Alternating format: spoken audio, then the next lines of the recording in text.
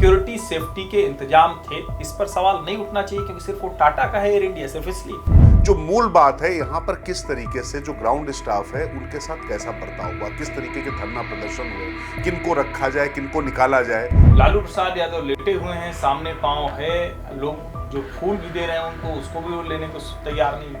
एक दूसरा वीडियो है जिसमें बाबा साहब अम्बेडकर का चित्र उनके पांव के नजदीक तक ले जाके वापस लाया जाता है। लालू प्रसाद यादव की जो मानसिकता है जो साफ साफ दिखाई पड़ी, वो हाथ भी लगाने को तैयार नहीं है। कहे न कहे लेकिन दुनिया कुछ विश्व युद्ध टाइप भी तो चल रहा है। दुनिया के लिए भी चिंता की बात है और हमें लगता है कि इस मौजूदा जो वैश्विक परिस्थिति है उसमें भारत की चुनौतियों को हम बिल्कुल नजरअंदाज नहीं कर सकते। नमस्कार, मैं हर्षवर्धन त्रिपाठी।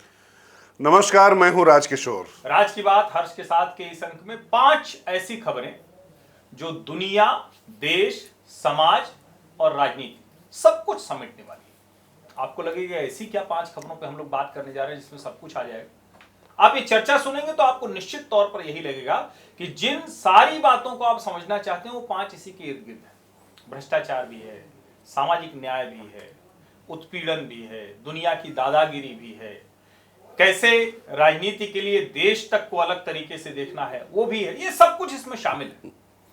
और शुरुआत जो AI-171 में जिन लोगों ने अपनी जान गंवा दी, जो उसके यात्री थे, क्रू मेंबर थे, या फिर वो ट्रेनी डॉक्टर बच्चे जो क्या कहें, बहुत कहते हुए भी दुख हो रहा है, पीड़ा हो रही है कि वो अपने हॉस्टल में खाना खा रहे थे, उन सब का जीवन चला गया, कुछ लोग घायल हैं।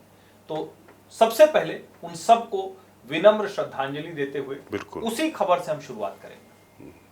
और मुझे लगता है कि एक बात बहुत गंभीरता से ये मेरे मन में भी प्रश्न लगातार आ रहा है और राजशोरी से मुझे लगता है कि बढ़ाया जाना चाहिए। क्या अगर ये एयर इंडिया के अलावा कोई और एयरलाइंस होती तो क्या हमारे देश का मीडिया, हमारे देश के पत्रकार, बुद्धिजीवी वो इसी तरह से बात कर रहे होते? क्या वो इस पर बात नहीं कर रहे होते कि एक कंपनी किस तरह से अपना सेफ्टी, सिक्योरिटी ऑडिट करती है?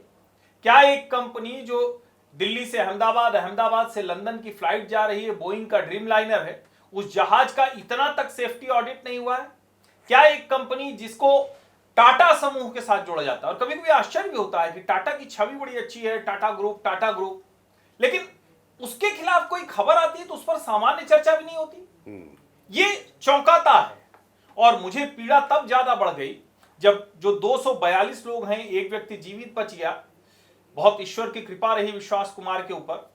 कभी कभी इसीलिए चमत्कार पर विश्वास भी होता है। लेकिन जहां वो जाकर गिरा, उस मेडिकल कॉलेज के जो ट्रेनी डॉक्टर अपनी जान गंवा बैठे, उसके लिए इंडियन मेडिकल एसोसिएशन को चिट्ठी लिखनी पड़ी है कि टाटा समूह के लोग इधर जरा ध्यान दे दीजिए। एक ही दुर्घटना में 2 अलग अलग कैसे किया जा सकता है? और ये सिर्फ इतना भर नहीं है ना कि आपका जहाज किसी वजह से लोगों के लिए प्राण घातक बन गया, उनके लिए काल बन गया। वो सोचिए कितनी जिंदगियां बर्बाद हो गई, कितने लोग खत्म हो गए, कितने परिवारों के लिए आजीवन पीड़ा हो गया। उनके लिए 1 करोड़ का ऐलान किया तो एक महिला ने कहा कि हम 2 करोड़ देंगे, हमारे पिता को वापस कर दीजिए। अब ये तो संभव है नहीं।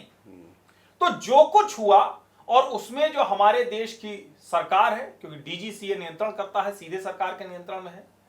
मैं भी इसका पक्षधर था कि सरकारी से प्राइवेट हो जाए, क्योंकि एयर इंडिया का बहुत दुरुपयोग सरकारों ने किया था। लेकिन अब टाटा समूह के हाथ में आने के बाद ये जो कुछ हुआ है, दुर्घटना कभी भी हो सकती है, कहीं भी हो सकती है, लेकिन क्या सिक्योरिटी सेफ्टी के इंतजाम थे, इस पर सवाल नहीं उठना चाहिए क्योंकि सिर्फ वो टाटा का है एयर इंडिया, सिर्फ इसलिए। नहीं, बिल्कुल हर्षवर्धन, यहाँ पर सबसे बड़ी बात ये देखने की है कि जिस तरीके से एयर इंडिया और टाटा का जो मर्जर की जो प्रक्रिया अभी तक जो चल रही थी, और ग्राउंड स्टाफ, खासतौर से जो मेंटेनेंस स्टाफ है, जो रीढ़ है आपकी सुरक्षा और संरक्षा की जिम्मेदारी जिसके ऊपर है, उन लोग के साथ कैसा बर्ताव हो रहा है, ये लगातार खबरें आई हैं हर्षवर्धन, यहाँ ध्यान रखना पड़ेगा। टाटा के बारे में कहा जाता है कि बड़ा मतलब जो है अपना जो एम्प्लॉई जो है फ्रेंडली है, उसके अपने मानक हैं, उसके अपने सिद्धांत हैं, हम सब गर्व भी करते हैं उस पर, अच्छा लगता है। और टाटा जिस तरीके से दुनिया भर में एविएशन इंडस्ट्री में एक धूमकेतु की तरह उभरता हुआ दिखाई पड़ रहा था, भारतीय एविएशन इंडस्ट्री बिल्कुल एक अलग आसमान की तरफ छलांग लगा रही थी। उसमें बहुत सी कॉन्स्पिरेसी थ्योरी भी आ रही, लेकिन अभी हम उस पर इसलिए नहीं जा सकते क्योंकि वो जब जांच हो जाती है उस पर कुछ चीज़ें आए, क्योंकि हम उस पर कयास नहीं लगा सकते। परंतु जो मूल बात है यहाँ पर किस तरीके से जो ग्राउंड स्टाफ है उनके साथ कैसा बर्ताव हुआ, किस तरीके के धरना प्रदर्शन हुए, किनको रखा जाए, किनको निकाला जाए।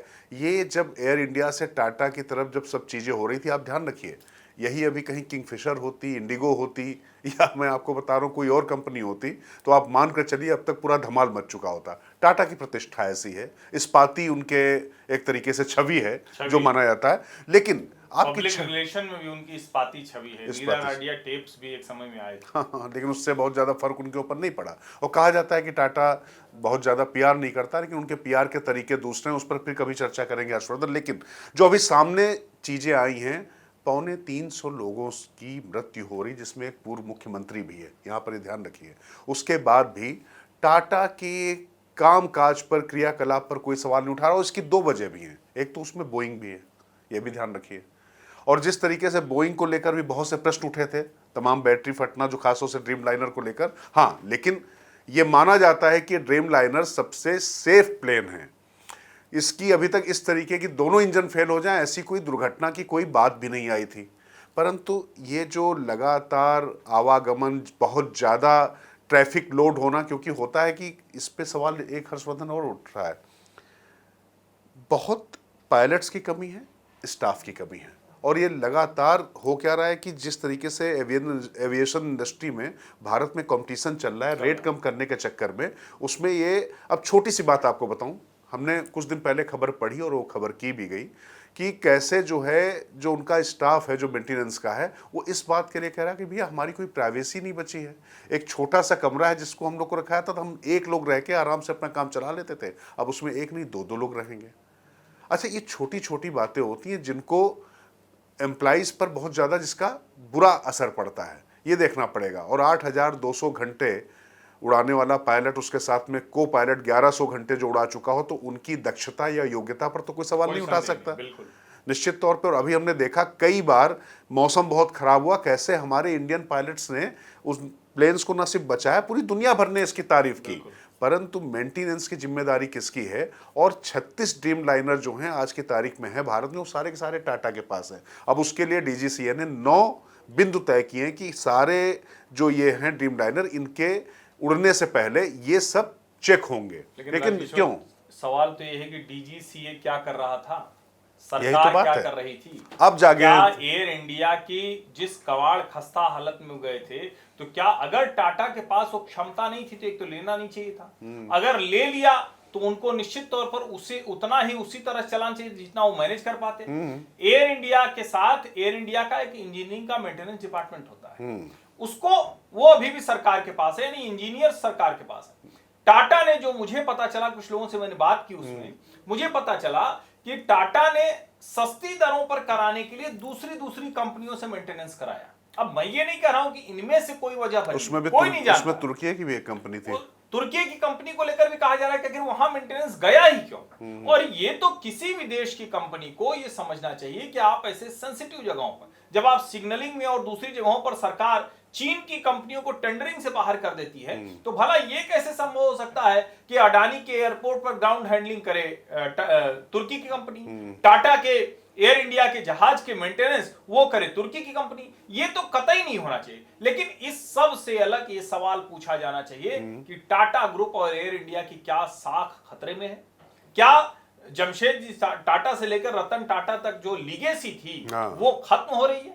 क्या हम लोग उस पर सवाल नहीं खड़ा कर रहे हैं जिसके लिए कहा जाता था कि नमक से लेकर जहाज तक, पिन से लेकर सॉफ्टवेयर बनाने वाली कंपनी है? क्या हम सिर्फ इसलिए नहीं कहेंगे कि एक समय में देश में सिर्फ टाटा बिरला थे, जबकि सब जानते हैं कि बिरला का तो पूरी तरह से कांग्रेस के प्रभाव में ही रहा, अभी भी कांग्रेस के ही तय किए हुए लोग उनके प्रतिष्ठानों में होते हैं। यहां तक भी मीडिया में भी जो बिरला जी का अखबार है या मीडिया हाउस है, वहां भी कांग्रेस से ही लोग तय होते हैं। सवाल यहां यही है कि क्या सिर्फ इसलिए छोड़ दिया जाए कि नहीं ये टाटा है, और हम अंबानी अडानी पर खूब बात करते हैं। मैं तो हमेशा कहता हूं कि कोई भी जो कारोबार में है, कोई भी जो कंपनी है, वो पूरी तरह से न तो नैतिक है, न पूरी तरह से अच्छा काम करती है, उसके लिए रेगुलेटर से सब कुछ है। लेकिन जहां लोगों की जान का मसला है, वहां ये सवाल उठना चाहिए। और क्या टाटा समूह को शर्म नहीं आई? क्या एन चंद्रशेखरन को शर्म नहीं आई कि उन्होंने विमान यात्रियों में जो लोग थे जिनकी जान चली गई उनके लिए तो 1-1 करोड़ का कंपनसेशन दिया, लेकिन जो बच्चे ट्रेनी डॉक्टर वहां जिन्होंने जान गंवा दी उनके जहाज की वजह से उनके लिए इंडियन मेडिकल एसोसिएशन को लिखना पड़ा। शर्म करने वाली बात है। और मैं फिर कह रहा हूं, टाटा समूह को सोचना चाहिए कि ये लोगों की उम्मीद थी कि विस्तारा की तरह एयर इंडिया अपग्रेड होकर विस्तारा बन जाए। क्या कमाल की एयरलाइंस टाटा की ही थी विस्तारा, मैं प्रेफर करता था उसको, लेकिन उल्टा हुआ, विस्तारा भी डिग्रेड हो गई, एयर इंडिया हो गई। और वो एयर इंडिया जो एक समय में जाना जाता था, जो महाराजा जिसका सब कुछ, वो सारे उसके कपड़े तो फटी गए, सारी इज्जत चली गई। और इस बार इतने लोगों की, 250 लोगों की जान जाने के बाद ये बहुत बड़ा सवाल है। और मैं फिर कह रहा हूं, ये सारा सवाल एयर इंडिया और टाटा समूह के साथ साथ डीजीसीए के अधिकारियों पर है। इसका मतलब कि वहां नकारा लोग बैठे हैं, इसका मतलब कि कुछ न कुछ जो भ्रष्टाचार के आरोप लगते रहे कि गलत तरीके से सब चीजें पास करा ली जाती हैं, वो है। और मैं तो एक सवाल और पूछता हूं, क्या कभी कोई छापा आपने देखा कि कोई एयरलाइन कंपनी हो किसी गलत वजह से कर रही हो और उसका रोक दिया गया हो? सामान्य व्यक्ति तो एक हेलमेट नहीं लगाए हुए है तो उसको तुरंत चालान काट दिया जाता है। क्या एयरलाइंस के साथ ये हो रहा है? मुझे लगता है कि ये सारे सवाल पूछे जाने चाहिए और इसकी जवाबदेही टाटा समूह, एयर इंडिया और भारत सरकार की है, डीजीसीए के उन अधिकारियों की है जिनकी नाक के नीचे ये सब हुआ है। नहीं, बिल्कुल भारत सरकार का आपने नाम लिया, अच्छा किया। दरअसल जितने महत्वपूर्ण मंत्रालय हैं वो प्रधानमंत्री नरेंद्र मोदी ने भारतीय जनता पार्टी के नेताओं के पास रखे, यानी अपने पास रखे। लेकिन सिविल एविएशन, क्या आपको याद आता है कोई इतना कम अनुभवी मंत्री रहा हो? मैं सवाल नहीं उठा रहा हूं, उनके दोष भी नहीं मतलब दे सकता हूं राम नायडू पर, क्योंकि सीधे वो नहीं, लेकिन लगातार प्रश्न उठ रहे थे कि आप कोटे में आपने मंत्रालय, पहले प्रफुल्ल पटेल हुआ करते थे, इससे पहले कितने सीनियर मिनिस्टर्स हुआ करते थे, किनके किनके नाम लिए जाए। लेकिन अब आज की तारीख में आप देख लीजिए, एक पहली बार का सांसद बना हुआ व्यक्ति आता है, उसको आप सीधे सीधे सिविल एविएशन जैसा मंत्रालय दे देते हैं, क्योंकि वो सहयोगी दल का होता है। ये आपकी प्रायोरिटी दिखाता है। निश्चित तौर पर डीजीसीए और तमाम चीज़ों पर बहुत अच्छे काम किए। मैं फिर कह रहा हूँ, हवाई यात्रा तमाम जो आपके ट्रांसपोर्टेशन के जो मोड हैं उनमें सबसे सुरक्षित मानी जाती है, बिल्कुल, सबसे सेफ है, अभी भी सबसे सेफ है। लेकिन यहाँ ये ध्यान रखना पड़ेगा, 0.001% खतरा होने के बावजूद जब खतरा होता है तो 100% कैजुअलिटी होती है। बाकी दूसरे मोड में आपके पास बचने के संभावना होती है, यहाँ पर आपके पास कोई संभावना नहीं। इसीलिए इस उच्चतम स्तर पर उच्चतम मानदंडों की कल्पना की जाती है। और जो हर्षवर्धन ने सवाल उठाया वो निश्चित तौर पर मेरे लिए बहुत बड़ा प्रश्न है कि उन डॉक्टरों का जो बैठे हुए वहाँ खाना खाने गए थे, जिनको मौत खाकर चली गई, आखिर उनके लिए टाटा प्रबंधन के अंदर क्यों कोई संवेदना नहीं जागी? जबकि टाटा के बारे में तो ये कहा जाता है तमाम जो सामाजिक सरोकार हैं, तमाम जो सामाजिक संस्थाएं हैं, इन सब के लिए उनके पास जो है दान पेटियां खुली रहती हैं। लेकिन जो पढ़ने गए हुए थे, जिनका काम लोगों का जीवन बचाना हुआ था, वो जीवन आपकी लापरवाही, क्योंकि लापरवाही अभी सामने आ रही, तो मैं वही कहूँगा, मेंटेनेंस की लापरवाही तो वो भी कहूँगा। इस तरीके से इतना नया प्लेन कैसे उड़ता है, टेक ऑफ हुआ और उसी समय गिर जाता है? तमाम बाकी अब जांच रिपोर्ट आएगी, लेकिन निश्चित तौर पर न सिर्फ टाटा बल्कि डीजीसीए की साख दांव पर है। और ये समझ में आता है कि वो एक आंख से देखते हैं, और जब टाटा का मामला आ जाता है तो ये लगता है कि जैसे उन्होंने वो आंख बंद कर ली। और सबसे बड़ी बात है कि विस्तारा से इंस्पायर होकर एयर इंडिया को बनना चाहिए था। हुआ क्या? हवस, ज़्यादा से ज़्यादा, जल्दी से जल्दी, कम से कम पैसे में अपने आप को बड़ा कर लेने की जो ये हवस और ये जो अंधा कंपटीशन जो चल रहा है, जो अंधी दौड़ चल रही है, उसका ये नतीजा है जिसके लिए जाने गई हैं। आगे ना जाएं, इसलिए आवश्यक है कि इसको बहुत अच्छी तरीके से, संतुलित तरीके से सोचकर इस पर कड़े फैसले लिए जाएं। नहीं, इसकी जांच तो हो ही रही है, अब देखते हैं जांच में क्या आता है। और हमारा एविएशन सेक्टर इतना एक्सपैंड हुआ है, पिछले 10 वर्षों में इतने हवाई अड्डे बने, इतनी सुखद बढ़िया यात्राएं हो रही, लेकिन अंत में तो हवाई जहाज के लिए ही हवाई अड्डे हैं, सब कुछ सारा कुछ तो उसी के लिए है। और अगर वो यात्रा इस तरह से दुखदायी, पीड़ादायक, और ये कोई पहली बार नहीं, इंडिगो का भी आपको याद होगा कि शिवराज सिंह चौहान को लिखना पड़ गया था कि हमें टूटी सीट पे यात्रा करना पड़ेगा। हम लोग भी लगातार यात्रा करते हैं, देखते हैं कि एयर इंडिया हो या इंडिगो हो, बहुत खराब उनके जहाज हो गए, सीटें बहुत खराब हैं, यहाँ तक कि वो मतलब जिसको कहते हैं ना कि चुभती रहती हैं, उसमें गड़ती रहती हैं, कोई कील निकली हुई या कोई पतली, बहुत पतली गद्दी वो लगाते हैं। बहुत कुछ ऐसी गड़बड़ियां हो रही हैं जो मुझे लगता है कि ध्यान दी जानी चाहिए। ये लोगों की जान के साथ खिलवाड़ है, सीधे सीधे बहुत खतरनाक है। लेकिन एक जो जान के खिलवाड़ की हम बात करते हैं तो एक बड़ा खतरा दिखता है, और जब मैं कहता हूं तो कई लोग मुझे टोक रहे हैं, ईश्वर न करे उस तरफ जाए, लेकिन कई बार ये भी लगता है कि कहे न कहे लेकिन दुनिया कुछ विश्व युद्ध टाइप भी तो चल रहा है। रशिया यूक्रेन लड़ रहे हैं, इजराइल फिलिस्तीन लड़ रहे हैं, पाकिस्तान अफगानिस्तान लड़ रहे हैं, चाइना ताइवान लड़ रहे हैं, भारत पाकिस्तान के बीच भी संघर्ष युद्ध की स्थिति बनी हुई है, मिडिल ईस्ट पूरा का पूरा तबाह है, इजराइल ने गाजा को तबाह कर दिया है, फिर भी हमास के लोग जो बंधक बनाए तो पूरी तरह से छोड़े नहीं। अभी इजराइल ने ईरान पर हमला कर दिया और उनके जो टॉप 6 कमांडर्स थे उनको एलिमिनेट कर दिया। इतना प्रिसीशन के साथ मारा है कि जो बेडरूम में सो रहा था वो गया, जो टेबल पर बैठा हुआ मीटिंग के टेबल पर था वो गया। और कहा जाता है कि इसके लिए मोसाद ने, जो इजरायली खुफिया एजेंसी है, उसने तैयारी की थी कोवर्ट ऑपरेशन, यानी यहां का आदमी वहां लंबे समय तक रहे, उनके बीच में घुल मिल जाए, और उसने सारी सूचनाएं उनको दी, प्रिसीशन के साथ उन्होंने मारा। अब उनका नया सेनाध्यक्ष आ गया है ईरान का, IRGC का। लेकिन सवाल तो यही है कि क्या ये जो कुछ हो रहा है ये विश्व युद्ध की तरफ जाता दिख रहा है? इजराइल और नेतन्याहू क्या उस कट्टर इस्लामिक रिजीम जो दुनिया में परमाणु बम की धमकी दे रहा है, जिसको कह रहे थे कि लगभग 90% हमने तैयार कर लिया है, उन फैसिलिटीज को किया है? ये एक बड़ा सवाल है राइशोर। मुझे लगता है दुनिया के लिए सबसे बड़ी चिंता की बात तो फिलहाल यही है। निश्चित तौर पर दुनिया के लिए भी चिंता की बात है, और हमें लगता है कि इस मौजूदा जो वैश्विक परिस्थिति है उसमें भारत की चुनौतियों को हम बिल्कुल नज़रअंदाज नहीं कर सकते कि हम किस तरीके के जो वैश्विक संघर्ष है उसके साथ साथ में बॉर्डर पर जो चीज़ें चल रही हैं और अंदरूनी तौर पर जो चल रही हैं उस पर भी नज़र रखेंगे। लेकिन इसराइल ने जो किया है वो तो खैर अद्भुत किया है। मतलब अगर सैनिक दृष्टि से, सैन्य दृष्टिकोण से कहा जाए, इसको लेकर हम तमाम सवाल और तमाम बातें उठाते रहेंगे। इसके साथ में कांग्रेस ने एक सवाल जरूर उठा दिया कि गाजा से जो है हमने अपने आप को अलग कर लिया। एक तो ये लोग गुट निरपेक्ष नीति की बात करते रहे, और जब यहाँ पर जब गुट निरपेक्ष हो गए तो उसमें दिक्कत हो रही पवन खेड़ा और पूरी कांग्रेस को। इस वक्त डॉक्टर एस जयशंकर ने लिखा कि दोनों देशों के, ईरान और इजराइल, दोनों देशों के विदेश मंत्री से उन्होंने बात की है, दोनों के फोन आए हैं। हम इससे बेहतर नीति क्या कर सकते हैं?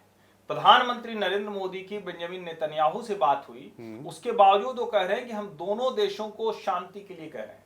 ईरान भी हमारा मित्र देश है, लेकिन ये सच है कि हर हाल में हमारे साथ तो इजराइल खड़ा था। ईरान तो मुस्लिम उम्मा के नाम पर पाकिस्तान के आतंकवाद के साथ खड़ा था।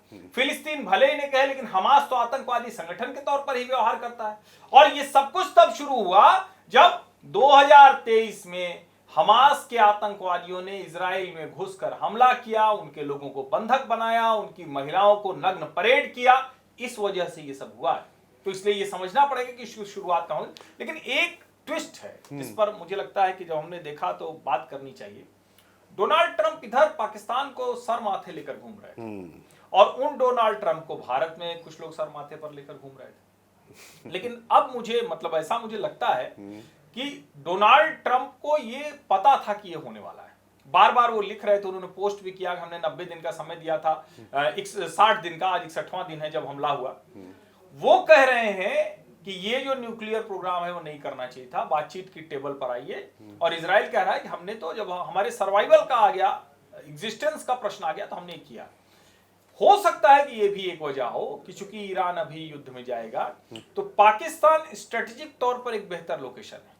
और जो उस वक्त आया था कि नूर खान एयरबेस पर अमेरिकी जो सेना है उसने कब्जा कर रखा है, तो क्या अमेरिका पाकिस्तान को अपने सैन्य ठिकाने पर पूरी तरह से ईरान के खिलाफ, और एक तरह से कहेंगे इजराइल के, जब इजराइल ईरान का युद्ध होगा या हो रहा है तो उसमें जितने देश आएंगे तो उसके बेस के तौर पर इस्तेमाल करना चाह रहा है? क्या उसकी वजह से वो जो पूरा इधर लग रहा था कि वो भारत के खिलाफ हो गया है? तो ये भी एक रणनीतिक तौर पर जरा सोचा जाना चाहिए। और मेरा ये मानना है कि जिस तरह से ट्रंप लगातार पिट रहे हैं, ट्रंप की कोई भी बात हो नहीं रही है, तो उनको अपनी साख का भी संकट है। वो सर्वशक्तिमान, देश के सर्वशक्तिमान कुर्सी पर जरूर बैठे हैं, लेकिन वो सर्वशक्तिमान है, वो न पुतिन मानने को तैयार है, न शी जिनपिंग मानने को तैयार है, न नेतन्याहू मानने को तैयार है, न खामेनेई मानने को तैयार है, और तो और एलन मस्क मानने को तैयार कोई मानने को तैयार नहीं है। एलन मस्क भी मानने को तैयार नहीं। हालांकि दोनों में थोड़ा पैचअप हो रहा है। इधर देखिए जब मिसाइल दागी जा रही है तो स्टारलिंक एलन मस्क कह रहे हैं कि स्टारलिंक की सर्विस हम ईरान में देंगे। हालांकि वो विद्रोह भड़काने के लिए है। हाँ बिल्कुल। लेकिन अब यहाँ पर थोड़ा सा एक चीज में समझने के लिए भी और समझाने के लिए भी, बाकी बहुत समझदार हैं, लेकिन एक बात आप याद रखिए, जब इजराइल ने ईरान तक जाकर मार की है तो क्यों मार की है, इस चीज़ को समझिए। जो हमने कहा ना कि जो हमारे पास, जो हमारे ऊपर कोई आतंकवादी हमला होगा तो उसको हम मानेंगे वॉर। बिल्कुल। तो क्यों अब ये इजराइल ने करके दिखाया है। अब सवाल ये है कि इजराइल के समर्थन में पूरी तरीके से जो अमेरिका खड़ा हुआ है वो भारत के इस कृत्य पर कैसे उसके खिलाफ खड़ा कैसे होगा। खड़ा होगा? इस यहाँ पर आप ध्यान रखिए, क्यों उसका तर्क क्या है कि भाई हुजी को आप खड़ा करें, हिजबुल्लाह को आप खड़ा करें, हमास को आप खड़ा करें, ये सब ईरान ने खड़ा किया, ध्यान रखिए आप। और इसकी जो जननी थी, जिस कोख से ये सारे आतंकवादी संगठन जन्म लिए थे, उनकी जो है कोख पर ही प्रहार किया इजराइल ने। और इजराइल ने जब प्रहार किया तो उसके बाद ईरान हमला न करे, उसके लिए अमेरिका ने वीटो लगा दिया, कहा कि खबरदार ऐसी जुर्रत मत करिएगा वरना हम जो है हम हमला कर देंगे।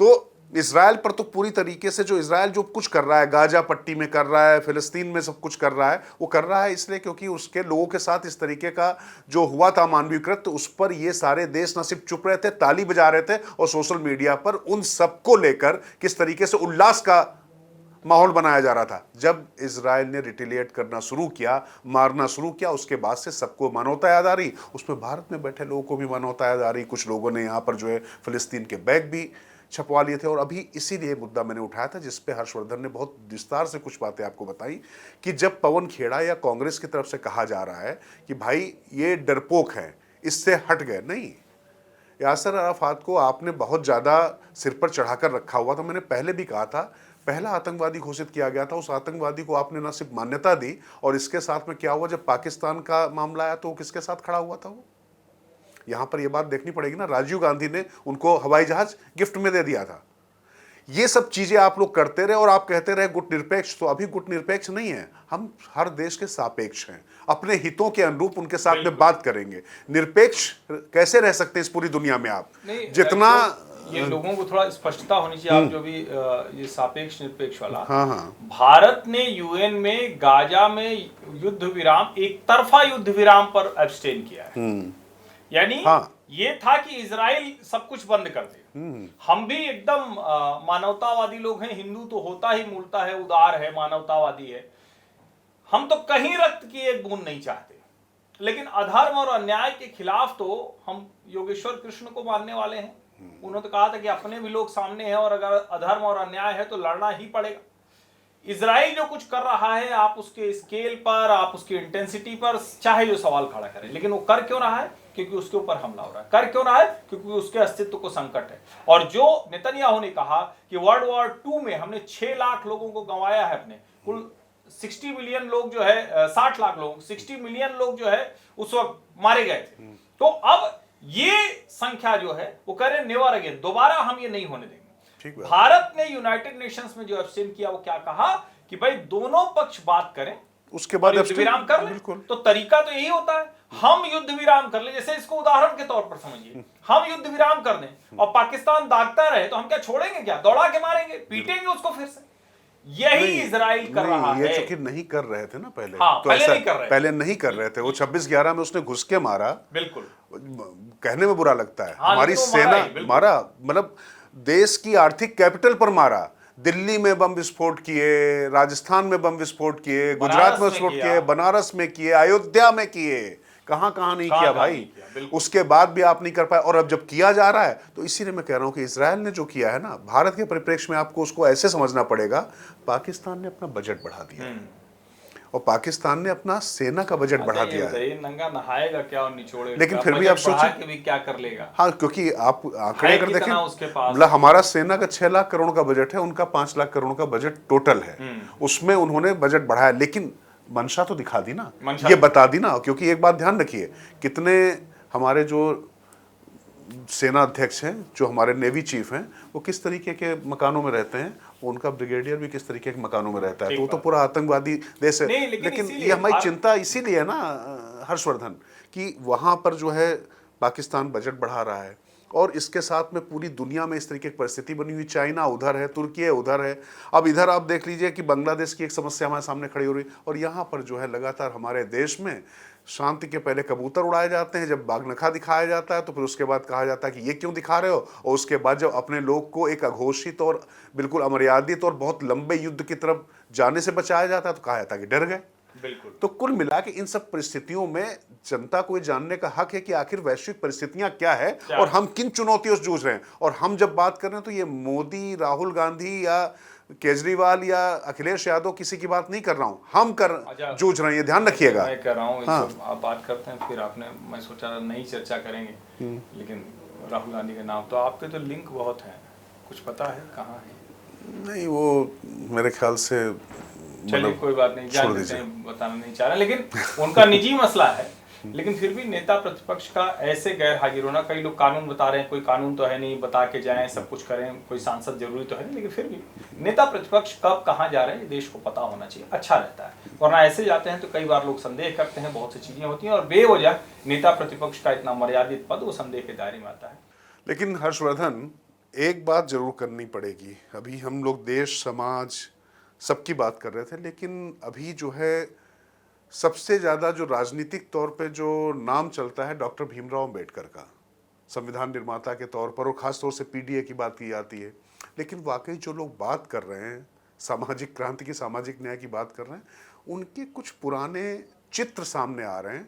अब उसको चित्र कहें या ये कहें कि जो चलचित्र तैयार किया जा रहा है उसको एक्सपोज वो कर रहे हैं, पुराने चित्र, कि बाबा साहेब अम्बेडकर बिहार के पूर्व मुख्यमंत्री, तब वो मुख्यमंत्री थे, लालू प्रसाद यादव, मतलब तस्वीर कहाँ पर रखी हुई है? नहीं देखिए, वो तो जो वीडियो चल रहा है ना, अब कब का वीडियो है वो तो राष्ट्रीय जनता दल के लोग बताएं, लेकिन कई तरह के अहंकार उसमें दिख रहे हैं। लालू प्रसाद यादव लेटे हुए हैं, सामने पांव है, लोग जो फूल भी दे रहे हैं उनको, उसको भी वो लेने को तैयार नहीं है। एक दूसरा वीडियो है जिसमें बाबा साहब अम्बेडकर का चित्र उनके पांव के नजदीक तक ले जाके वापस लाया जाता है, हाथ में नहीं लगाते वो। बहुत ही विचित्र है। मैं फिर कह रहा हूँ, और मैं ये बार बार कहता हूँ कि कोई, इसको मैं स्पष्टता से कहता हूँ, क्योंकि किसी भी अतिरेक के मैं पक्ष में नहीं रहता। जैसे लोग कहते हैं संविधान निर्माता डॉक्टर भीमराव अम्बेडकर, मैं उसका पक्षधर नहीं हूँ। मेरा ये मानना है कि संविधान निर्माता सब थे। डॉक्टर राजेंद्र प्रसाद संविधान सभा के अध्यक्ष थे, ड्राफ्ट कमेटी के अध्यक्ष डॉक्टर भीमराव अम्बेडकर थे, और ढेर सारे लोग बी.एन. राव से लेकर ढेर सारे लोग थे जो उस समिति के सदस्य थे, सबका अपना योगदान। लेकिन डॉक्टर भीमराव अम्बेडकर का भी बड़ा योगदान था, अपने समाज को, वंचितों को आगे लाने में उनका बड़ा योगदान था। और जब एक बड़ा वर्ग उनको अपने उत्थान की वजह मानता है, ऐसे में जो खुद को सामाजिक न्याय का पुरोधा कहते हैं लालू जी, उनका वो वीडियो आना, और अभी तक उस वीडियो पर राष्ट्रीय जनता दल ने नहीं कहा है कि वीडियो गलत है या आर्टिफिशियल इंटेलिजेंस से है या कुछ ऐसा है। अगर वो तो वो भी बताना चाहिए, क्योंकि आजकल ये भी बड़ा खतरा रहता है डीप फेक का भी। लेकिन वो वीडियो जिस तरह से चला है और उस पर जो प्रतिक्रिया है, वो सचमुच थोड़ा सा पीड़ा देने वाली है। सामाजिक न्याय को लेकर लाठी चलाना, सामाजिक न्याय लाठी से होता है, अब ये तो बड़ा विचित्र सा है। आज के समय में भी उसे स्थापित करने की कोशिश हो रही, और ये सब बिहार चुनाव के ठीक पहले चर्चा हो रही। लोगों को समझ में आ रहा है लालू जी कौन है, लालू राज का मतलब बिहार में क्या होता था। नहीं, बिल्कुल। और वहाँ पर जिस तरीके से दलितों और पिछड़ों की एक बात जो की जाती है, उत्तर प्रदेश में भी हमने देखा है कि मुलायम सिंह यादव ने, जब वो दलित समाज की बेटी मायावती, अब कह लीजिए दलितों का सबसे बड़ा प्रतीक थी वो उस समय, जो उनके साथ गेस्ट हाउस कांड हुआ था, और यहाँ पर लालू प्रसाद यादव की जो मानसिकता है जो साफ साफ दिखाई पड़ी, वो हाथ भी लगाने को तैयार नहीं है। और अगर तस्वीर आगे देखिए, एक बात ध्यान रखिए, डॉक्टर भीमराव अंबेडकर जिस देश के जो तमाम महापुरुष हैं उनमें से वो अग्रणी पुरुष है, राष्ट्र नायक है, इसमें कोई दो राय नहीं। इसलिए जब इस तरीके के किसी भी चरित्र को सामने आया था, और एक समाज जब उनको पूरी तरीके से भगवान ही मानता हो, उनके साथ इस तरीके का तिरस्कार और ऐसा व्यवहार करना, ये आपकी मानसिकता को दिखाता और ये भी बताता है कि वाकई आप सामाजिक न्याय के कितने बड़े पुरोधा हैं। वो कैसे आपके लिए स्लोगन है, वो जार्गन है, वाकई आपके मन में उसको लेकर कुछ भी ऐसा भाव नहीं है। अब एक ऐसी खबर की बात हम करेंगे जो समाज के तौर पर बड़ी चिंता वाली है। हमारे प्रयागराज से निकलकर, इलाहाबाद से निकलकर एक जिला बना कौशाम्बी। कौशाम्बी के एक गांव में छोटा सा विवाद था। एक राम बाबू तिवारी की फैक्ट्री थी। कुछ बच्चे, कैथा होता है ना, जो खट्टा वाला फल होता है, ऊपर से बड़ा कड़ा होता है, अंदर कैथा नरम होता है, उसको तोड़ रहे थे। जो पत्थर था वो फैक्ट्री के ऊपर भी गया। राम बाबू तिवारी के बेटे ने एक बच्ची को पकड़कर 2 झापड़ जड़ दिए। ये बाद में बच्चों ने सबने बताया। राम बाबू तिवारी के पास शिकायत लेकर उस बच्ची की मां आई। राम बाबू तिवारी ने, जो गांव घर में होता है कि अगर बेटे की शिकायत आई तो बेटा ही पिटेगा, चप्पल चप्पल पीट दिया। उस लड़की की मां चली गई। लेकिन कुछ समय बाद गांव के ही प्रधान भूप नारायण पाल और उनके सहयोगियों को ये बात समझ में लगी, अरे ये तो मामला बन सकता है, क्योंकि जमीन का विवाद उनका चल रहा था। भूप नारायण पाल दबंग है और वहां जो स्थानीय सांसद विधायक हैं उनसे भी उसका अच्छा प्रभाव है। मामला दर्ज कराया गया। क्या मामला दर्ज कराया गया आप जानते हैं? उस बच्ची के साथ दुष्कर्म का मामला दर्ज कराया गया। कितनी पीड़ा की बात है समाज के तौर पर। इसमें कोई राम बाबू तिवारी या भूप नारायण पाल या वो परिवार जो भी जाति हो, मैं नहीं जानता हूं, उसका कोई मसला ही नहीं।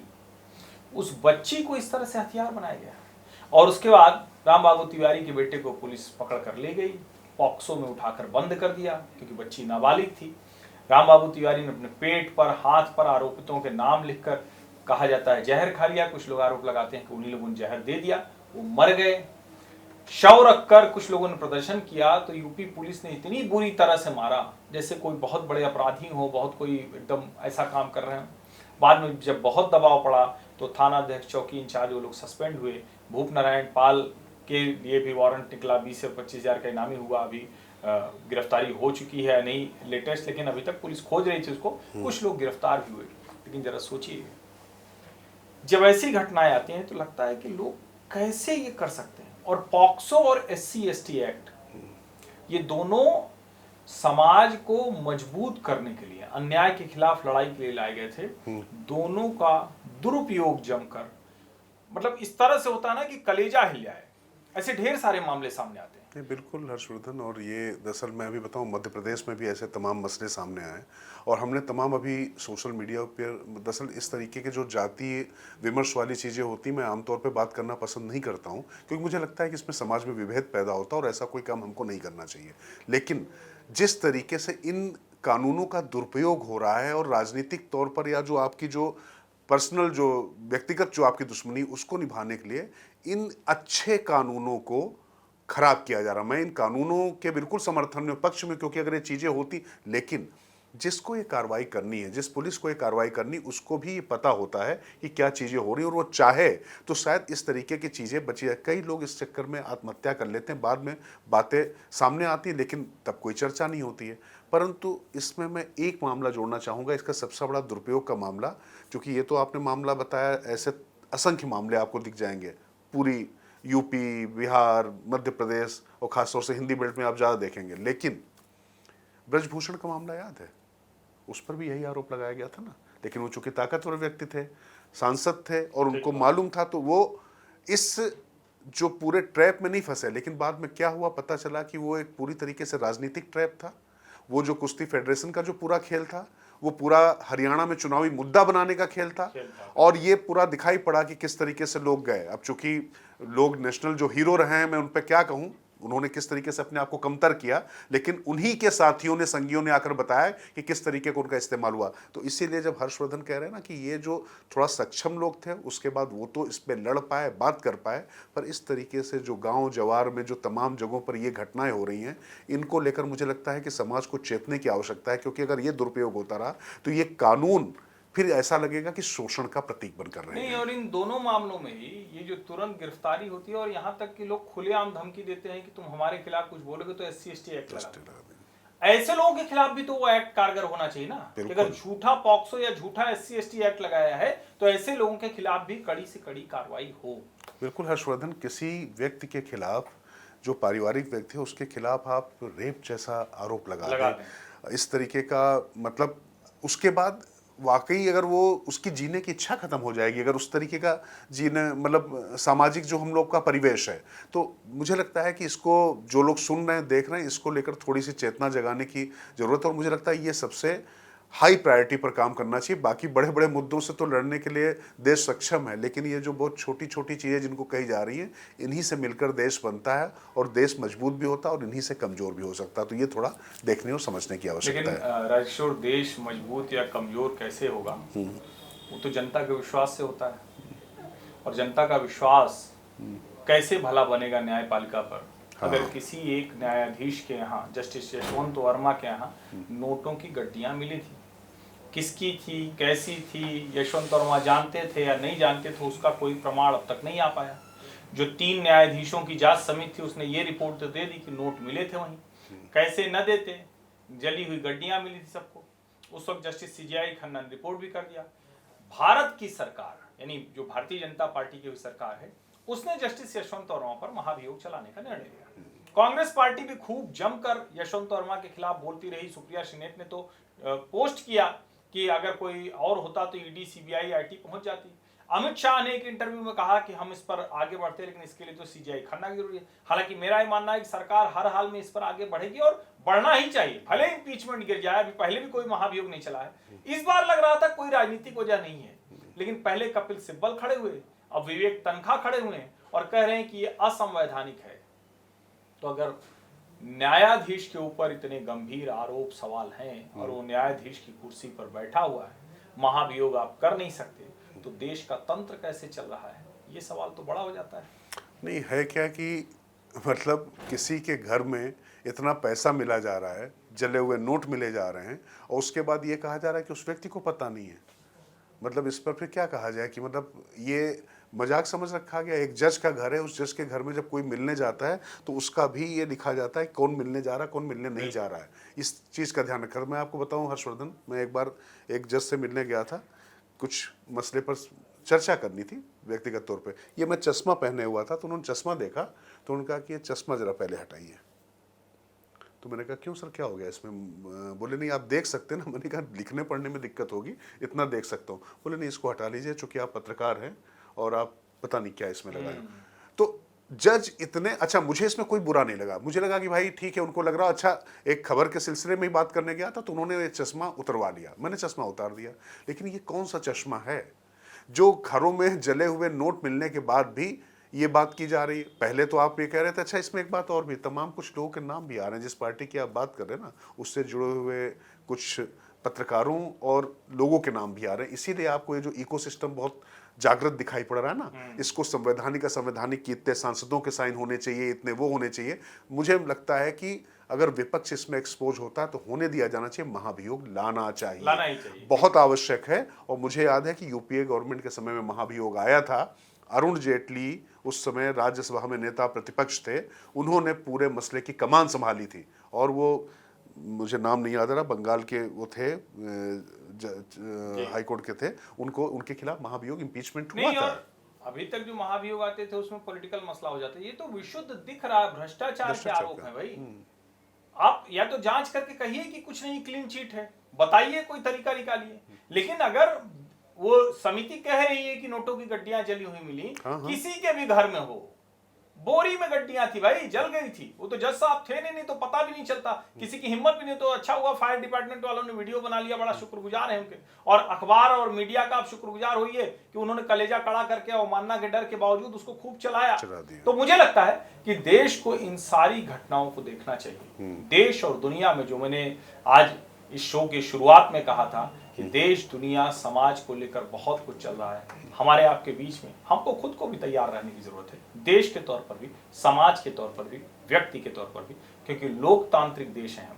लेकिन लोकतंत्र को भीतर से भी खतरा है और दुनिया से तो खतरा है ही। लेकिन हम उम्मीद करते हैं कि इतने वर्षों में जैसे इतनी चीजों में से भारत निकल कर आया, हम उस राह पर आगे बढ़ेंगे। निश्चित तौर पर हमारी जो अपनी विकास की लड़ाई है, हमारा जो डेवलपमेंट गोल्स है, हम जिस तरफ जाना चाहते हैं, उसमें बाधाएं बहुत हैं। लेकिन फिर वही बात है कि हिंदुस्तान, ये भारत की जो भूमि है और इसके जो लोग हैं, वो तो इस तरह की बाधाओं से आगे आते रहे। फिलहाल आज की ये चर्चा यहीं रोकते हैं। अगले सप्ताह फिर देश, समाज और दुनिया की जो बड़ी खबरें होंगी, जिस पर बातचीत करनी चाहिए, जिस पर कुछ पॉइंट आपके मन में आता है, तो हम भी कोशिश करेंगे कि उसको हम जोड़ सकें। बहुत बहुत धन्यवाद। नमस्कार।